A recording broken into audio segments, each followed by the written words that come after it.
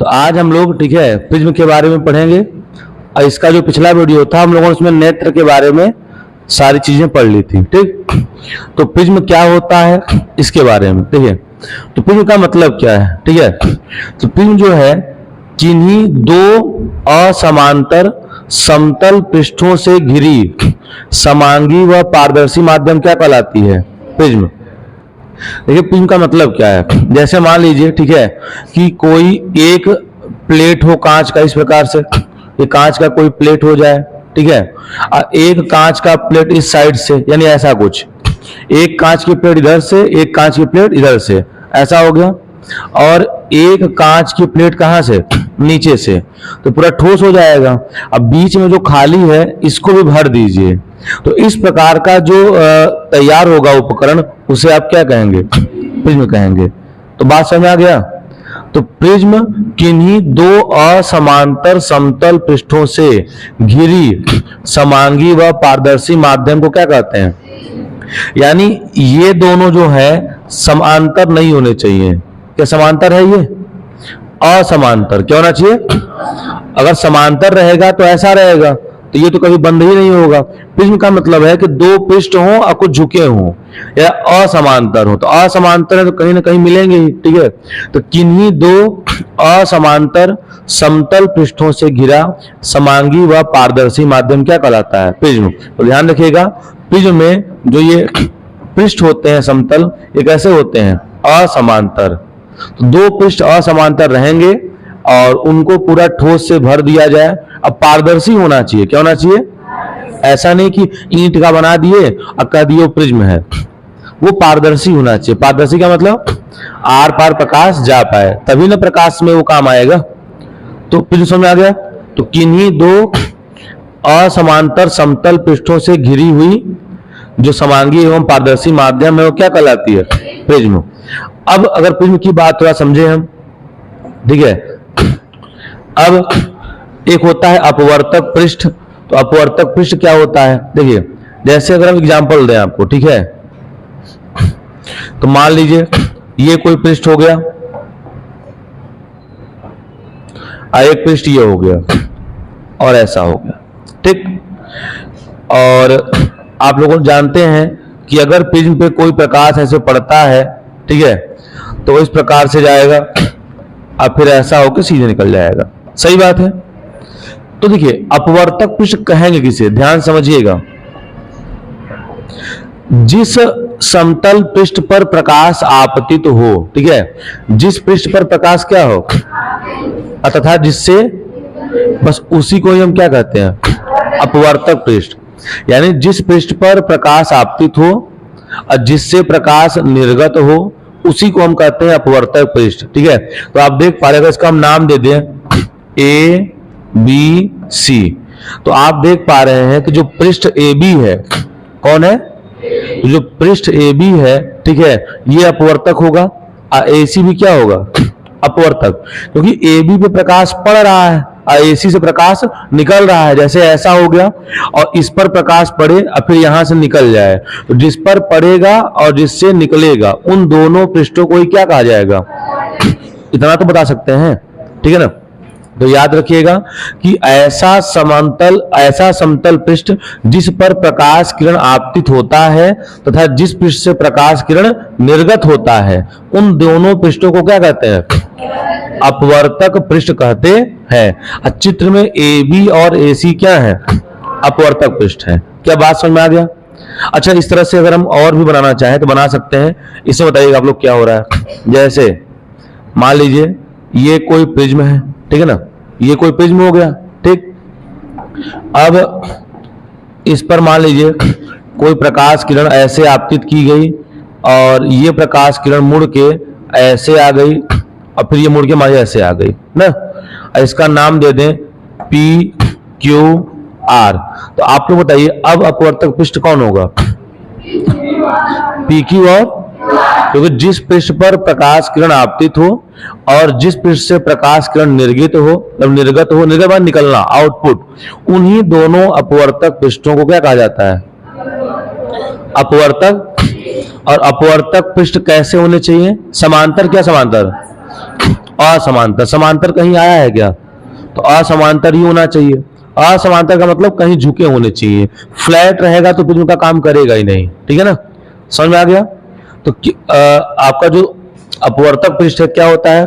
तो ऐसा समतल पृष्ठ जिस पर प्रकाश किरण आपतित हो तथा जिससे निर्गत हो, उन दोनों पृष्ठों को ही प्रिज्म का अपवर्तक पृष्ठ कहा जाता है। और उस चित्र में था ए बी और ए सी, इस चित्र में कौन है? पी क्यू और क्यू आर। कोई समस्या? चलिए अब आगे। तो प्रिज्म कोण है, तो दोनों अपवर्तक पृष्ठों के बीच के कोण को क्या कहते हैं? अब प्रिज्म कोण को ए से, तो ये बताइए प्रिज्म कोण की अगर बात करें तो अभी अभी आप लोगों ने चित्र देखा है ना, जैसे अगर हम कह दें कि ये कोई प्रिज्म हो गया, ठीक है, अब मान लीजिए ये पी हो गया, ये क्यू हो गया, ये आर हो गया, तो इसी कोण को हम क्या कहेंगे? प्रिज्म कोण। क्या ये बात सही है? नहीं, जब प्रकाश किरण आपतित होगा और प्रकाश किरण निकलेगा तो तब ना अपवर्तक पृष्ठ डिसाइड होगा। अपवर्तक पृष्ठ डिसाइड कब होगा? जब प्रकाश पड़े और जब प्रकाश निकले। भाई अगर हम प्रकाश इस पे डालेंगे तो प्रकाश इससे निकलेगा, तो बिना प्रकाश के आप नहीं कहेंगे कि अपवर्तक पृष्ठ कौन सा है, ठीक है। अब अपवर्तक पृष्ठ हुआ पी क्यू और पी आर, तो इन दोनों के जो बीच का कोण है ये, इसे कहेंगे प्रिज्म एंगल यानी प्रिज्म कोण। बात समझ में आया? कोई दिक्कत? ये होगा, ध्यान रखिएगा। अपवर्तक पृष्ठ कब माना जाएगा? जब प्रकाश किरण आपतित की जाए और जिससे निकले। और जब हम कह दें कि बताइए इसमें क्या होगा, अगर कोई आपसे पूछ ले कि बताइए इसमें क्या होगा अपवर्तक पृष्ठ, कहां बता पाएंगे? बता लेंगे भाई प्रकाश किरण तो आपतित ही नहीं की गई है। तो अब अगर हम प्रकाश किरण आपतित करते हैं, ठीक है, अब आप कहेंगे सर ऐसा है कि पी क्यू और क्यू आर है। देखिए अगर कोई चित्र नहीं बना हुआ है ना, मतलब प्रकाश बना ही नहीं है, प्रकाश का रास्ता दिखाया ही नहीं है, और ऑप्शन में आ गया और ऑप्शन में इनमें से कोई दिया भी नहीं है, इनमें से कोई नहीं दिया है, तब आप मजबूरी में क्या करिएगा? दोनों ऊपर वाला बोल दीजिएगा, क्योंकि प्रिज्म का ऐसे रखा है तो नीचे वाले से प्रकाश डालेंगे नहीं। अगर कोई नहीं ऑप्शन में दिया है तो, अगर कोई नहीं ऑप्शन में दिया है तो ही मार देंगे ना। तो जैसे नॉर्मल चित्र बना दिया, ठीक है, और इसका नाम दे दिया ए बी सी, और प्रकाश आपतित किया ही नहीं, और आपसे कहेगा बताइए अपवर्तक पृष्ठ कौन है, और ऑप्शन में इनमें से कोई नहीं दिया भी नहीं है ना, तो आप क्या कहेंगे? तब यही मान लेंगे कि ए बी है और ये गया और ये ऐसे आया, तो आप मानेंगे ए बी और ए सी को, क्योंकि प्रिज्म ऐसे रखा है तो ऊपर वाले को ही माना जाएगा। बट ये भी ध्यान रखिएगा, ठीक है ना। तो ये दोनों अपवर्तक पृष्ठ हो गए, तो इनके बीच का जो कोण होगा वही क्या होगा? प्रिज्म कोण, ठीक है। इसको ए से करते हैं प्रदर्शित, याद रखिएगा। अगला है कोर। तो दोनों अपवर्तक पृष्ठों को जो मिलाने वाली सीधी रेखाखंड है या जो प्लेट है उसे क्या कहते हैं? कोर। तो आप समझ रहे हैं कि अगर जैसे दो प्लेटें हैं, इन प्लेटों को कोई नीचे मिलाएगा तो जो नीचे वाला प्लेट होगा उसी को कोर कहेंगे। क्या कहेंगे? आप इसको और समझ सकते हैं कि जिस पर प्रकाश न पड़े या न जिससे प्रकाश निकले। नीचे वाले पे कहां प्रकाश पड़ता है? अगर प्रिज्म में कोई भी घटना होगा तो दो ही का ना यूज होता है, तो दो का यूज होगा, तीसरे का नहीं यूज होगा। जिसका यूज नहीं होगा वो क्या हो गया? कोर। जिस पर प्रकाश पड़े और जिससे प्रकाश निकले वो तो अपवर्तक पृष्ठ हो गया, तो जो उनको जोड़ रहा है वो क्या हो जाएगा? कोर हो जाएगा, ठीक है। थोड़ा सा प्रिज्म के बारे में और एक दो बातें जान लीजिए। देखिए प्रिज्म का प्रयोग क्या है, ठीक है। तो प्रिज्म की सहायता से हम प्रकाश के किरणों को मोड़ सकते हैं। क्या कर सकते हैं? अगर हम चाहें तो प्रिज्म की सहायता से, ठीक है ना, प्रकाश के किरणों को मोड़ सकते हैं। क्या कर सकते हैं? प्रकाश के किरणों को मोड़ा जा सकता है प्रिज्म की सहायता से। तो कैसे, देखते हैं। जैसे मान लीजिए, ठीक है, सपोज ये कोई प्रिज्म हो गया, ठीक, ये मान लो कोई प्रिज्म हो गया। अब ये प्रिज्म क्या प्रकाश के किरणों को मोड़ सकता है? मोड़ सकता है। अगर ध्यान दीजिएगा, अगर हम कहें, ठीक है, कि ये कोण आपका 90 अंश का हो जाए। कितने अंश का? ये कोण अगर 90 अंश का हो जाएगा, ये भुजा जो है दोनों बराबर हो, तो आप कहेंगे सर ये कोण जो दोनों है कितने कितने अंश के होंगे?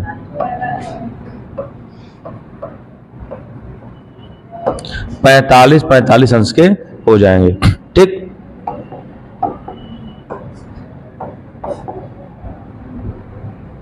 कोई दिक्कत? अब मान लीजिए कि कोई प्रकाश किरण आ रही है सीधे ऐसे,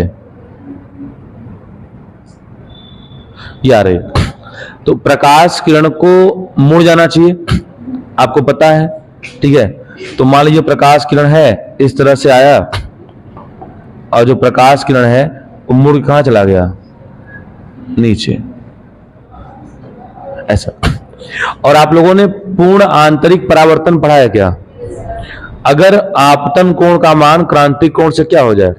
अधिक, तो संपूर्ण प्रकाश परावर्तित होकर पुनः उसी माध्यम में, तो ये प्रकाश किरण हो सकता है कि कुछ ऐसा हो जाए, और ऐसा जाने के बाद ये प्रकाश किरण कैसे चली जाए? सीधे, ऐसा हो सकता है, ठीक है। और एक किरण और मान लिया जाए, जैसे मान लीजिए कि एक किरण और ऐसे आई समांतर, ठीक है, और ये भी हो सकता है कहां आ जाए? ऐसे नीचे आ जाए। और अगर आपतन कोण का मान क्रांतिक कोण से अधिक हो जाए तो संपूर्ण प्रकाश परावर्तित होकर पुनः उसी माध्यम में, तो ये प्रकाश किरण कुछ ऐसा चली जाएगी, और ऐसा जाने के बाद ये प्रकाश किरण ऐसे चली जाएगी, ठीक है। तो आप देख रहे हैं कि जो किरण ऊपर था वो किरण नीचे हो गया, ठीक है, और जो किरण नीचे था वो कहां हो गया? ऊपर हो गया। बात समझ में? तो आप देख पा रहे हैं, तो जो किरण नीचे था वो किरण ऊपर हो गया, जो किरण ऊपर था वो किरण नीचे हो गया। और अगर यहां कोई वस्तु ए बी हो जाए, अगर कोई वस्तु ए बी हो जाए तो इसका उल्टा क्या हो जाएगा? बी ए। यानी अगर कोई वस्तु आप देख रहे हैं, ठीक है, अगर आप मान लीजिए सपोज यहां कोई व्यक्ति खड़ा है सपोज, ठीक है, और अगर आप इसे यहां से देख रहे हैं तो आपको दिखेगा, ये दिखेगा, लेकिन कैसा दिखेगा? उल्टा। तो प्रकाश अगर जा रहा है इस पार से उस पार, मतलब आप इस पार से उस पार देख भी सकते हैं, ठीक है। तो अगर कोई व्यक्ति मान लीजिए सपोज यहां खड़ा है और आप इस तरफ से देखते हैं तो उल्टा दिखेगा। तो इस प्रिज्म का समझ गए आप लोग? ऊपर का कोण 90 होना चाहिए और दोनों नीचे कोण कैसा होना चाहिए? 45। कोई समस्या? चलिए एक आंख और हो सकता है, जैसे हम कहें उसके लिए हमें समकोण त्रिभुज चाहिए। चलिए बना लेते हैं समकोण त्रिभुज।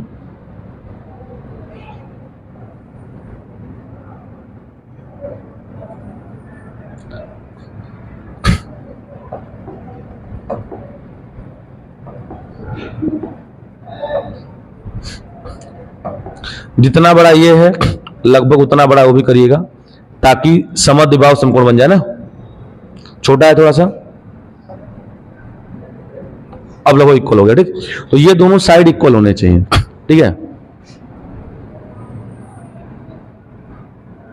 ये बन गया। अब ये कोण 90 अंश का और ये कोण दोनों 45-45 का। अब देखिए इसमें क्या हो सकता है। तो अगर हम लोग प्रकाश किरण कुछ ऐसा ले आए, मान लीजिए कि ये प्रकाश किरण ऐसे आया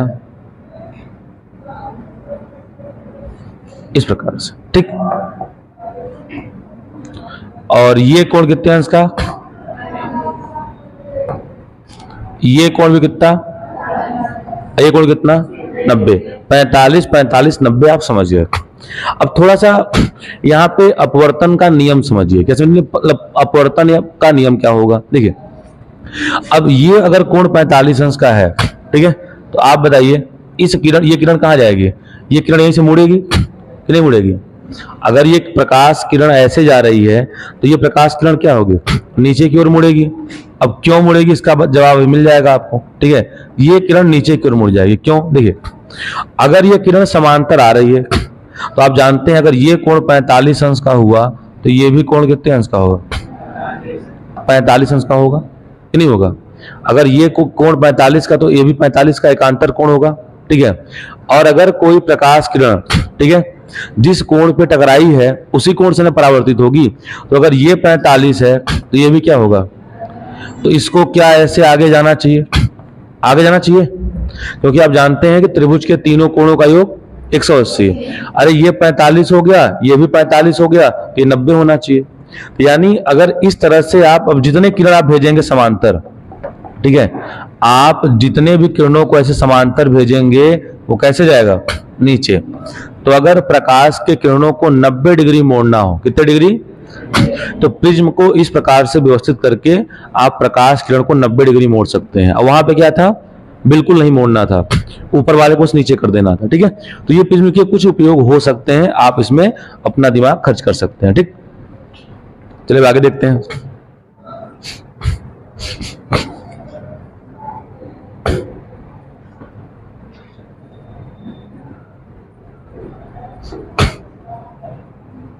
चलिए अब तो प्रिज्म कोण हो गया। अब कुछ खास बातें हैं कि जो प्रिज्म है ये फ्लिंट कांच तथा क्राउन कांच का बना होता है। कांच कई प्रकार के होते हैं, ठीक है, साधारण कांच होता है, ठीक है, लेबोरेटरी का कांच अलग होता है। तो याद रखिएगा जो प्रिज्म है ये फ्लिंट कांच का बनेगा और क्राउन कांच का बनेगा। ये दोनों कांच अच्छे क्वालिटी के होते हैं इसलिए बनता है। ठीक है, एक बात और, ठीक है, अब ये जो दो बातें हैं ये आपको भी आगे मिलकर समझ में आएंगी। तो प्रिज्म फ्लिंट कांच तथा क्राउन कांच का बना होता है। विचलन तथा वर्ण विक्षेपण की क्रिया केवल और केवल कैसे होती है, समांतर पृष्ठों से ही होती है। मतलब केवल केवल असमांतर पृष्ठों से ही होती है। ठीक है, यहाँ असमांतर पृष्ठों का ध्यान दीजिएगा, इस टॉपिक में समांतर वर्ड आएगा ही नहीं, असमांतर आएगा। ठीक, अगला है जब प्रकाश की किरणें किसी प्रिज्म में आपतित करते हैं तो वह अपने अवयवी रंगों में क्या हो जाती है, और बैगनी रंग कहाँ मिलता है, आधार की ओर, और लाल रंग कहाँ मिलता है। तो अभी इसे हम पूरा डिटेल में देखेंगे, यहाँ पे केवल वन नोट में आ गया है। अब इसके बाद प्रिज्म के पदार्थ का अपवर्तनांक जो है निम्न सूत्र से ज्ञात करते हैं। तो क्या प्रिज्म के पदार्थ का अपवर्तनांक का सूत्र आपको याद है? इसका सूत्र याद कर लीजिए, n बराबर होता है sine a plus del m by 2 और अपान a बटे 2। तो ये प्रिज्म के पदार्थ के अपवर्तनांक का सूत्र होता है। n बराबर sine a plus del m by 2 upon sine a by 2। a को बता चुके हैं क्या होता है, प्रिज्म कोण। और डेल m का मतलब है अल्पतम विचलन कोण, और n मतलब पदार्थ का अपवर्तनांक। तो ये सूत्र याद कर लीजिए, यहां से 1 नंबर देगा आपको ये। ठीक है, अब इसमें कंडीशन है कि यदि प्रिज्म अत्यंत पतला हो, क्या हो, देखिए अगर प्रिज्म अत्यंत पतला हो जाएगा तो याद रखिएगा कि a और डेल m का जो मान है वो अत्यंत कम होगा। क्या होगा, अब कम होगा। तो इस कंडीशन में एक नया फार्मूला आता है, उस नया फार्मूला को हम लोग समझने का प्रयास करेंगे। ठीक है, क्योंकि अभी हम लोग देखे हैं कि n बराबर सूत्र होता है sine a plus del m बटे 2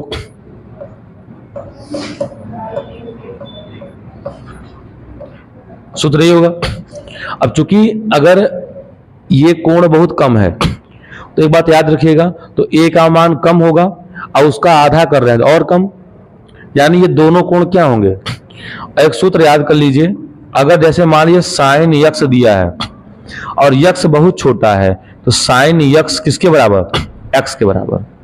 और अगर मान लीजिए साइन वाई दिया है और वाई का मान बहुत छोटा है, ठीक है, तो जो साइन वाई है किसके बराबर, लगभग बराबर। तो क्या यहां से अगर ये a और डेल m बहुत कम है, ये डेल m होगा, ऐसा नहीं है, डेल m बहुत कम होगा, तो यहां से साइन हटाया जा सकता है। देखिए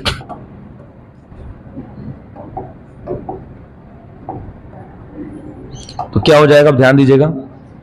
तो इस कंडीशन में अगर ये चूंकि बहुत कम है तो ये हो जाएगा, ध्यान दीजिएगा, sine a plus del m बटे 2 अब बराबर हो जाएगा साइन, हट जाएगा, साइन क्या होगा, हट जाएगा। ठीक, तो साइन हट जाएगा तो क्या बचेगा, बचेगा a plus del m by 2, ये बच गया। और नीचे का भी ऐसा ही हो जाएगा कुछ कि साइन a बाई 2 बराबर क्या हो जाएगा, a बाई 2।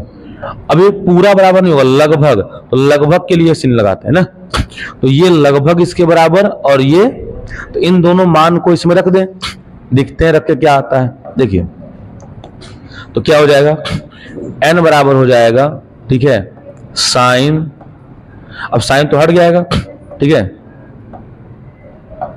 देखिए तो आ जाएगा a plus del m by 2 upon, अब जानते हैं कि a 2 से 2 क्या होगा, तो आएगा n बराबर a plus del m upon a।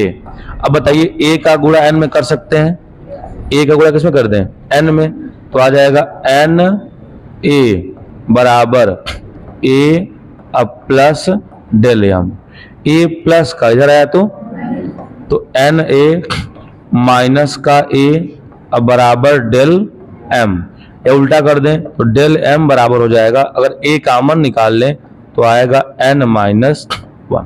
तो ये सूत्र याद कर लीजिए। अगर सवाल दिया है कि कोई प्रिज्म अत्यंत पतला है, ठीक है ना, तो आप समझ जाइए कि ये फार्मूला लगेगा, ठीक है। तो डेल m बराबर a कोष्टक में n माइनस 1। कोई समस्या? तो अगर प्रिज्म अत्यंत पतला दिया है, मतलब प्रिज्म कोण का मान 10 डिग्री 8 डिग्री ऐसा दिया है, तो समझिए बहुत पतला है, उस कंडीशन में ऐसा लगाएंगे। और अगर प्रिज्म कोण दिया है 30 अंश 45 अंश 60 अंश, तो मतलब वो प्रिज्म कोण क्या है, बड़ा है, तो वहां पे आप लगाएंगे ये फार्मूला, ठीक, ये फार्मूला n बराबर sine a plus del m by 2 upon sine a by 2, ठीक है। तो ये दोनों फार्मूले हो गए। अब इसके बाद हम देखते हैं वर्ण विक्षेपण क्या होता है। देखिए अब तो वर्ण विक्षेपण किसे कहते हैं, ठीक है। तो वर्ण विक्षेपण का मतलब होता है, ठीक है, स्पेक्ट्रम। देखिए जब कोई श्वेत प्रकाश की किरण किसी प्रिज्म पर आपतित होती है तो वह 7 रंगों में विभक्त हो जाती है, ठीक है, और इसी घटना को वर्ण विक्षेपण कहते। जब कोई श्वेत प्रकाश किरण किसी प्रिज्म पर आपतित होती है तो 7 रंगों में विभक्त हो जाती है और इस घटना को प्रकाश का वर्ण विक्षेपण कहते। ये जो रंग है, ठीक है, प्रिज्म के आधार से बैगनी रंग और शीर्ष से लाल रंग प्राप्त होता है। मतलब कहने का ये है, जैसे मान लीजिए सपोज ये कोई प्रिज्म हो गया, ठीक है। अब आप देख पा रहे हैं कि इस प्रिज्म पे ये प्रकाश आपतित हो रही है। ये जो प्रकाश है एक्चुअल में श्वेत प्रकाश है। कैसा है? श्वेत प्रकाश। और जब भी कोई श्वेत प्रकाश प्रिज्म पर आपतित होती है तो 7 रंगों में बढ़ जाती है। आप देख पा रहे हैं कि V I B G Y O R ये 7 रंग हैं। तो V नीचे देखें बैगनी है, इसके ऊपर थोड़ा जामुनी है, फिर नीला है, फिर हरा है, फिर पीला है, फिर ऑरेंज है, फिर लाल है, ठीक है। तो ये 7 रंगों में बढ़ जाता है। तो जब कोई श्वेत प्रकाश किरण किसी प्रिज्म पर आपतित होती है तो वह 7 रंगों में विभक्त हो जाती है और इसी घटना को वर्ण विक्षेपण कहा जाता है। और इससे यह भी बात समझ में आता है कि श्वेत प्रकाश 7 रंगों से मिलकर बना होता है, ठीक है। और ये 7 रंग प्रिज्म के आधार से क्रमशः V I B G Y O R प्राप्त होते, ठीक है। और इन रंगों के क्रम को वर्ण क्रम या स्पेक्ट्रम कहा जाता है। इन रंगों के क्रम को वर्ण क्रम या स्पेक्ट्रम कहा जाता। बैगनी रंग के प्रकाश का विचलन कोण सबसे ज्यादा और लाल रंग के प्रकाश का विचलन कोण, तो इस प्रकाश को जाना चाहिए था सीधे ना, बट ये श्वेत प्रकाश सीधे न जाके आप लोग देख पा रहे हैं कि नीचे चली गई और 7 रंगों में बट गया। तो सबसे कम कौन मुड़ा है? लाल वाला, उसके बाद नारंगी वाला, उसके बाद पीला वाला। तो सबसे ज्यादा जो मुड़ा है वो बैगनी, क्योंकि बैगनी सबसे दूर चला गया, ठीक है। तो लाल रंग का विचलन कोण सबसे कम होता है और बैगनी रंग का विचलन कोण सबसे अधिक होता है। ये बात याद रखिएगा, ठीक है, एमसीक्यू में पूछे जाते हैं, ठीक है। इतना हो गया। और इस 7 रंगों में बंट क्यों जाता है? क्योंकि इन 7 रंगों का जो प्रकाश का चाल है, ये जो 7 रंग है, तो 7 रंगों का जो प्रकाश का चाल है अलग होता है, 7 रंगों का जो तरंग दैर्ध्य है वो अलग होता है, ठीक है। यही कारण है कि श्वेत प्रकाश किरण जब किसी प्रिज्म पर आपतित की जाती है तो 7 रंगों में बढ़ जाती है, क्योंकि सातों रंगों का वेग, तरंग दैर्घ्य, आवृत्ति सब कुछ जो है अलग अलग होता है। यही कारण है कि 7 रंग में क्या होते हैं। जैसे अगर हम कहें पैदल चलिए तो सब लोग एक साथ ही चलेंगे। कहते हैं कि दौड़ के पहुंचना है तो जो तेज दौड़ेगा वो पहले पहुंच जाएगा और जो धीरे दौड़ेगा देर में पहुंचेगा। तो आगे पीछे हो गए कि नहीं हो गए। तो ठीक इसी प्रकार श्वेत प्रकाश सब एक साथ ही चल रहे थे, लेकिन जैसे ही ये प्रिज्म पर आपतित किए गए, ठीक है, तो सभी रंगों का अलग अलग चाल होता है। तो जो धीरे होता है सबसे नीचे चला गया और जो तेज चलता है सबसे, याद रखिएगा, जो बैगनी रंग है, बैगनी रंग का जो वेग होता है सबसे ज्यादा और जो लाल रंग का वेग होता है वो सबसे कम होता है। बात समझ आ गया। तो बैगनी रंग का वेग सबसे कम होगा, तभी तो सबसे नीचे चला गया, और लाल रंग का वेग सबसे ज्यादा होगा, इसीलिए क्या हो रहा है, ये सीधे लगभग निकल गया। ठीक है। अब निर्वात तथा वायु में प्रकाश के सभी रंगों की जो चाल है 3 गुणित 10⁸ 3 गुणित मीटर प्रति सेकंड होती है। लेकिन पदार्थिक माध्यम में भिन्न भिन्न रंगों के लिए प्रकाश की चाल क्या होती है, अलग अलग रंग के चाल अलग अलग होते हैं, याद रखिएगा। 7 रंग होते हैं, 7 रंगों में प्रकाश की चाल अलग अलग होती है, ऐसा नहीं कि सबका एक होगा। ठीक है। हाँ, निर्वात या वायु में सब एक साथ ही चलेंगे, लेकिन जैसे ही माध्यम बदल जाएगा निर्वात या वायु के अलावा, तो 7 रंगों का चाल क्या होगा, सबसे तेज कौन भागेगा, लाल, और सबसे धीरे, हाँ। यही कारण है कि जब कोई प्रकाश की किरण प्रिज्म पर आपतित होती है तो वह 7 रंगों में, ठीक है, ये हो गया।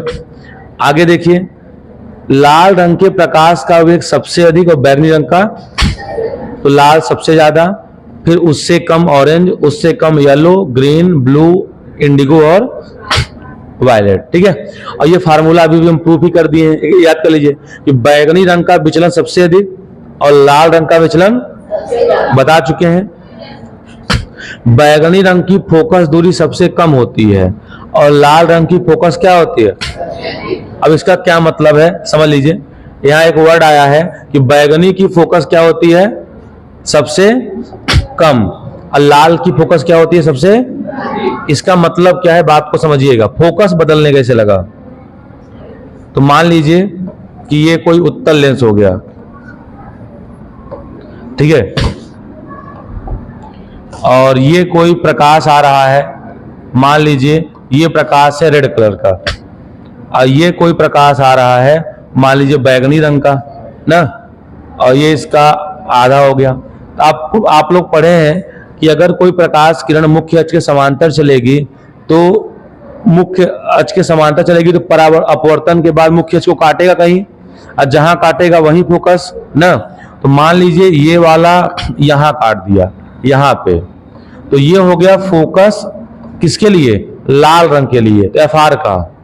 और जो बैगनी रंग वाला है ये थोड़ा पहले ही काट देता है, मतलब मान लीजिए यहीं काट देगा, ये यहीं पे, तो ये क्या हो जाएगा FV, वायलेट का। इसीलिए कहा जाता है कि अगर लाल रंग है तो उसके लिए फोकस ज्यादा होगा, ठीक है। अब बैगनी रंग है तो उसके लिए फोकस क्या होगा, कम, क्योंकि लाल रंग तेज भागता है तो लगभग वो सीधे निकल जाएगा, बैगनी धीरे धीरे भागता है तो बैगनी को पकड़ेगा। बात समझ में आ गया।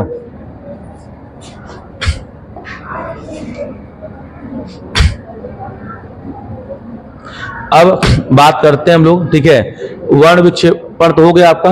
अब थोड़ा समझिए विचलन कोण। देखिए विचलन कोण का मतलब क्या है, आप लोग चित्र देख पा रहे हैं, ये हो गया इंसिडेंस रेज। कौन सा रेज हो गया, इंसिडेंस रेज का मतलब होता है आपतित किरण, ठीक है। तो अगर ये आपतित किरण मान लीजिए जा रही है इस तरह से, जाने के बाद इसको जाना चाहिए था सीधे, बट ये सीधे न जाके कुछ इस प्रकार से मुड़ गया, फिर अपवर्तन हुआ और ये अपवर्तन कारण कहां मुड़ गया, नीचे।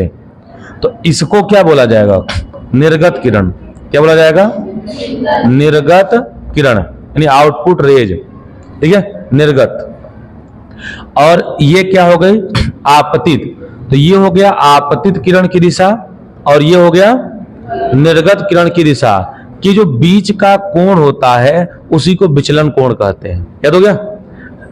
आपतित किरण की दिशा और निर्गत किरण की दिशा के बीच के कोण को विचलन कोण कहते हैं। याद हो गया? ये सीधे जाएगा तो आपतित किरण की दिशा और ये निकल रहा है तो निर्गत किरण की दिशा, तो जो दोनों के बीच का कोण होता है उसे क्या कहते हैं? निर्गत कोण मतलब विचलन कोण कहा जाता है। विचलन कोण या कोणीय विचलन, तो इसका सूत्र होगा I माइनस R। अगर आप आपतन कोण में से अपवर्तन कोण को घटा देंगे तो कोणीय विचलन आ जाता है। ठीक, अब बाकी परिभाषा लिखा हुआ है कि आपतन कोण तथा अपवर्तन कोण के अंतर को विचलन कोण कहते हैं, ये भी आपका बन जाएगा। ठीक है, अब कोणीय विचलन की निर्भरता, तो कोणीय विचलन जो है, ठीक है, प्रिज्म के अपवर्तनांक पर निर्भर करता है। किस पर निर्भर करता है? कोणीय विचलन आपतन कोण A पर निर्भर नहीं करता और कोणीय विचलन प्रिज्म कोण पर भी निर्भर नहीं करता। तो न तो आपतन कोण पर निर्भर करेगा और न तो प्रिज्म कोण पर निर्भर करेगा। किस पर करेगा? केवल और केवल प्रिज्म के अपवर्तनांक पर निर्भर करेगा। अब देखिए न्यूनतम विचलन कोण क्या है, तो यदि आपतन कोण का मान बढ़ाते जाएं, आपतन कोण का मान, तो विचलन कोण का भी मान, देखिए अगर आपतन कोण का मान आप बढ़ाते जाएंगे, ठीक है, तो विचलन कोण का जो मान है वो घटता जाता है। क्या होता है? और जैसे जैसे आपतन कोण का मान आप बढ़ाते जाएंगे वैसे वैसे विचलन कोण क्या होगा? अंत में एक ऐसी स्थिति आती है कि जिस पर आपतन कोण का मान बढ़ाने पर विचलन कोण का मान घटने के बजाय क्या होने लगे? अब बस इसी न्यूनतम कोण को क्या कहते हैं? न्यूनतम विचलन कोण कहते हैं। बात समझ आ गया? तो यदि आपतन कोण का मान बढ़ाते हैं, ठीक है, तो विचलन कोण का मान घटता जाता है। जैसे जैसे आपतन कोण का मान बढ़ाते जाएंगे वैसे वैसे विचलन कोण का मान, एक ऐसी स्थिति आती है कि आपतन कोण का मान घटाने पर, ठीक है, विचलन कोण का मान घटने के बजाय बढ़ने लगता है। तो जहां से बढ़ना शुरू किया तो मतलब उससे पहले एकदम कम रहा होगा, तो जो सबसे कम कोण था उसी को कहा जाता है अल्पतम विचलन कोण। तो बस वही जो चित्र नहीं बना था वही कोण है जो डी था वहां पे, तो डेल एम हो जाता है इसका, क्योंकि M for minimum, M for, इसीलिए। ठीक है, और ये फार्मूला अभी हम सिद्ध भी करा दिए हैं। तो डेल एम बराबर हो गया AN-1, अभी आया था ना। अब इसकी शर्त याद कर लीजिए, ये पेपर में पूछता है। दो शर्तें हैं इसकी, आपतन कोण का मान निर्गत कोण के बराबर होना और दूसरा अपवर्तित किरण आधार के ऐसा होना चाहिए तो सही हो जाएगा। ठीक है, तो बात समझ में, ये दोनों शर्त याद कर लीजिए। ये MCQ में अक्सर पूछ लिए जाते हैं। ठीक है, वैसे लिखने वाले में तो नहीं आएगा बट MCQ में आते हैं। अब अंतिम टॉपिक है इस चैप्टर का, इंद्रधनुष। देखिए इंद्रधनुष आप लोगों ने देखा होगा तो अक्सर ये वर्षा के बाद यानी बारिश के बाद ही आता है। ठीक है, तो वर्षा के बाद अनुकूल परिस्थितियों में, किस परिस्थितियों में? अनुकूल का मतलब इसके लिए कुछ शर्त होगा, ऐसा नहीं कि बारिश हुई और इंद्रधनुष बन गया। अगर ऐसा होता तो बारिश जब जब होता तब तब इंद्रधनुष बनता नहीं, उसके लिए कुछ कंडीशन है। अगर वो कंडीशन हो जाएगा तभी बनेगा, तो इसीलिए उसका नाम दिया गया अनुकूल परिस्थिति। ठीक है, तो वर्षा के पश्चात अनुकूल परिस्थितियों में आकाश में बनने वाली अर्धचंद्राकार सप्तरंगी जो संरचना होती है उसे क्या कहते हैं? आप लोगों ने इंद्रधनुष देखा होगा। ठीक है, तो इंद्रधनुष कुछ इस प्रकार का बनता है आकाश में। ठीक है, तो ये अर्धचंद्राकार होता है और 7 रंग का होता है ना, तो इसीलिए इसका नाम दिया गया अर्धचंद्राकार और सप्तरंगी संरचना को क्या कहते हैं? इंद्रधनुष। तो परिभाषा याद हो जाएगा, वर्षा के बाद अनुकूल परिस्थितियों में आकाश में बनने वाली सप्तरंगी अर्धचंद्राकार आकृति को इंद्रधनुष। देखो सूर्य के प्रकाश का जल की बूंदों के द्वारा वर्ण विक्षेपण होता है, अपवर्तन होता है और पूर्ण आंतरिक परावर्तन होता है, तब जाके क्या बनता है? इंद्रधनुष। ऐसे नहीं बनेगा। वर्षा की जो बूंद है ये प्रिज्म का काम करती है। किस काम करती है? अभी पढ़े ना कि प्रिज्म 7 रंगों में बांट देता है, तो ऊपर प्रिज्म है कहाँ? तो जो वर्षा की कई सारी बूंदें हैं, कई बूंदें इकट्ठा होके, ठीक है, ये प्रिज्म का काम कर देती हैं। ठीक है, तो इसमें कई घटनाएं होंगी, वर्ण विक्षेपण होगा, अपवर्तन होगा और पूर्ण आंतरिक, तो इतनी घटनाएं होती हैं तब जाके श्वेत प्रकाश जो है 7 रंगों में बढ़ पाता है। ठीक है, तो याद हो जाएगा वर्षा के बाद अनुकूल परिस्थितियों में आकाश में बनने वाले सप्तरंगी अर्धचंद्राकार आकृति को इंद्रधनुष कहते हैं। सूर्य के प्रकाश का जल की बूंदों के द्वारा वर्ण विक्षेपण, अपवर्तन, परावर्तन एवं इसीलिए हमें क्या दिखाई देता है, और इंद्रधनुष हमेशा सूर्य के विपरीत दिशा में दिखाई देगा। अगर सुबह का समय है तो इंद्रधनुष बनेगा पश्चिम में। क्यों? सुबह के समय पूर्व कहाँ होगा, मतलब सूरज कहाँ होगा, पूर्व दिशा में। तो सूरज के विपरीत दिशा में इंद्रधनुष बनता है, तो मतलब सुबह के समय इंद्रधनुष बनेगा पश्चिम में, ठीक है। और शाम के समय इंद्रधनुष पूर्व में, क्योंकि शाम के समय सूर्य पश्चिम में होगा, तो इसका उल्टा क्या होगा, पूर्व। और दोपहर के समय इंद्रधनुष लगभग नहीं बनेगा। क्यों? क्योंकि दोपहर के समय सूर्य हम लोग के जस्ट ऊपर होता है। इस अवस्था में बनेगा तो, बट हमें वो दिखाई साफ साफ नहीं देगा, तो याद रखिएगा, ठीक है। अब इंद्रधनुष के प्रकार की बात करें तो इंद्रधनुष दो प्रकार का होता है। पहला है प्राथमिक इंद्रधनुष, प्राइमरी रेनबो।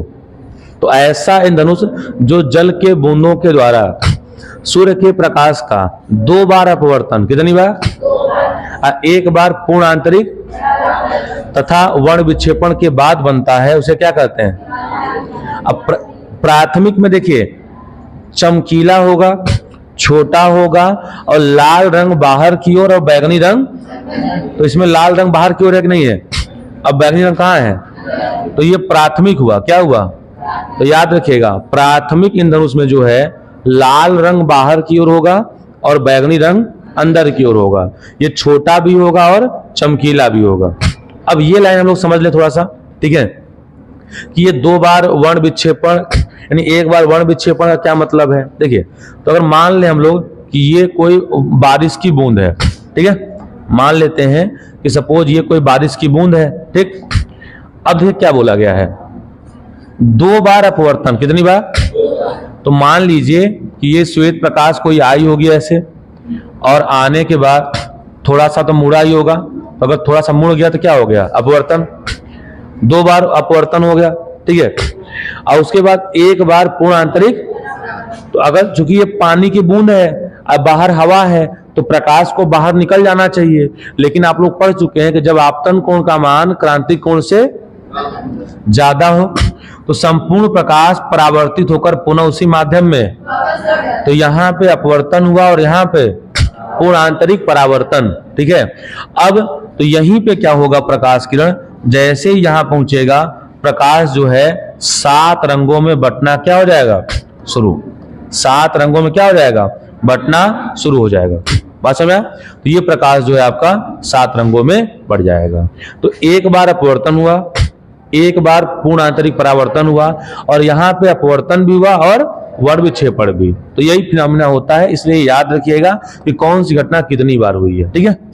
अब अगर हम बात करें द्वितीयक इंद्रधनुष की, सेकेंडरी इंद्रधनुष की, तो देखिएगा द्वितीयक इंद्रधनुष ऐसा इंद्रधनुष जो जल की बूंदों के द्वारा सूर्य के प्रकाश का 2 बार अपवर्तन, 2 बार पूर्ण आंतरिक परावर्तन एवं वर्ण विक्षेपण के बाद प्राप्त होता है, उसे क्या कहते हैं। जो द्वितीयक इंद्रधनुष होता है बड़ा होता है, क्या होता है, अब कोई भी चीज बहुत ज्यादा बड़ा बनेगा तो धुंधला बनेगा, तो द्वितीयक इंद्रधनुष बड़ा तो होता ही है, साथ में धुंधला भी होगा, ठीक है। उसमें आपको याद होगा कि प्राथमिक वाले में लाल रंग बाहर था, बैगनी रंग यहाँ उल्टा होगा, यहाँ क्या होगा, उल्टा, यहाँ बैगनी रंग बाहर होगा और लाल रंग अंदर होगा। बाकी सारी फिनोमेना वही है। हाँ, ये समझ लें कि कैसे कितनी बार कौन सा होगा।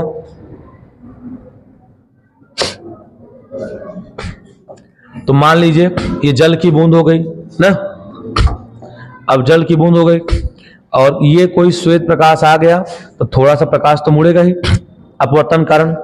अब यहां पे टकरा के क्या हुआ, ये फिर से एक बार यही टकरा गया, तो 1 बार पूर्ण आंतरिक परावर्तन यहां हुआ और 1 बार पूर्ण आंतरिक परावर्तन। अब पूर्ण आंतरिक परावर्तन कब होता है, शर्त याद है, आपतन कोण का मान क्रांतिक कोण से, अब प्रकाश सघन माध्यम से, तो सघन से बिरले में तो जा रहा था, नहीं गया, ये जल की बूंद है, यानी ये जल है इसमें। अब बाहर क्या है, वायु, तो आप जान रहे हैं कि वायु जो है विरल माध्यम हो जाएगा, जल सघन हो जाएगा। तो बताइए यहां पे अपवर्तन हुआ और यहां पे, और यहां पे, अब ये प्रकाश जो है टकरा के यहां पे आ गया, और यहाँ पे आने के बाद कितने रंगों में, तो ये प्रकाश यहीं से 7 रंगों में बंटना शुरू हो जाएगा। बात समझा? तो ये आपका बनेगा द्वितीयक इंद्रधनुष, और वो वाला क्या बना था, तो याद रखिएगा इसमें एक बार अपवर्तन, 2 बार वर्ण विक्षेपण और 2 बार पूर्ण आंतरिक परावर्तन। तो ये चीजें याद रखिएगा, ठीक है। किसमें कौन सा रंग बाहर होता है, कौन सा रंग अंदर होता है, ये याद रखिएगा। कौन चमकीला होता है, कौन बड़ा होता है, कौन छोटा, ये बातें आप याद रखिएगा, ठीक है। अब इसमें प्राथमिक रंग क्या होते हैं देख लीजिए। तो प्राथमिक रंग तो लाल, हरा और नीला, ये प्राथमिक रंग हो गया। द्वितीयक रंग क्या होगा, तो मैजेंटा, पीला और सियान। सियान का मतलब स्लेटी कलर, स्लेटी कलर आप लोगों ने देखा होगा, ठीक है। तो वो स्लेटी आपका द्वितीयक रंग हो गया। पीला आप जानते ही हैं, और मैजेंटा का मतलब आप कह सकते हैं, आप लोगों ने ईंट देखा होगा, ईंट, अगर ईंट एकदम पका हुआ हो तो जो ईंट का कलर है वो लगभग मैजेंटा है ना। या आप माजा जो लिक्विड देखे होंगे उसका भी कलर आप मैजेंटा बोल सकते हैं, ठीक है। कुल मिला के ये भगवा रंग जो नहीं होता है, लगभग कुछ इसी प्रकार का, भगवा में थोड़ा और लाइट आ जाए तो मान लीजिए मैजेंटा कलर हो गया, ठीक है। तो ये चैप्टर जो है थ्योरेटिकली आपका समाप्त हो गया, ठीक है। अब इसमें हम लोग, ठीक है, अब जो अगला वीडियो होगा आपका, इसमें हम लोग नेत्र से संबंधित प्रश्न देखेंगे, ठीक है। तो यहीं पे आपका ये समाप्त होता है। ऐसे आप लोग जो है रिवीजन अच्छे से कर लीजिएगा।